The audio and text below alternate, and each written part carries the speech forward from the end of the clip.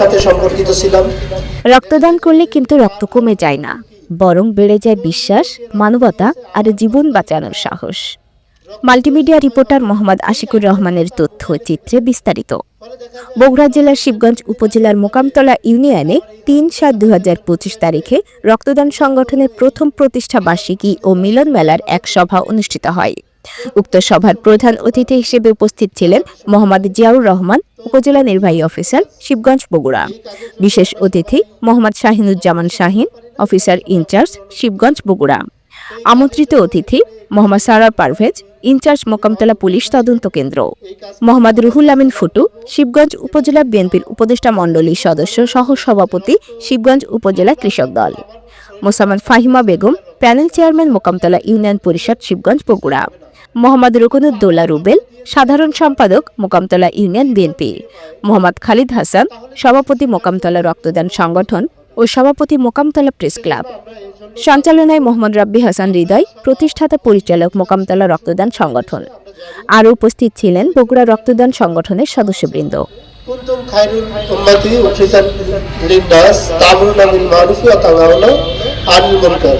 অর্থাৎ তোমাদের মধ্যে এমন একটি গোষ্ঠী আছে, তারাই উত্তম, যারা সব ভালো কাজের আদেশ করে এবং অসৎ কাজের নিষেধ করে।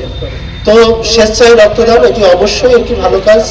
আপনারা এই কাজকে বেগবান করবেন এবং আমরা শুধু আমাদের সামাজিকতা রক্ষার জন্য না, বা সমাজ শান্তি শৃঙ্খলা রক্ষার জন্যই না, আমরা বিভিন্ন কাজকে নিরুৎসাহিত করবো এজন্য যে আমার পার্শ্ববর্তী যে ছেলেটা মাদক নিচ্ছে বা মদ খাচ্ছে, হয়তো বা গাঁজা খাচ্ছে, ইয়াবা খাচ্ছে, আমার বিপদের সময় আমি যদি তার থেকে রক্তটা নেই, সেভ রক্তটা যাতে পেতে পারি এবং আমি যাতে ওর রক্ত নিয়ে আমি আবার অসুস্থতা না হয়ে যাই, সেজন্য আমি রিকোয়েস্ট করবো আমার আশেপাশে যারা আছে, আমাদের আশেপাশে যারা আছে, কেউ যেন মদ গাঁজা সেবনে লিপ্ত না হয়।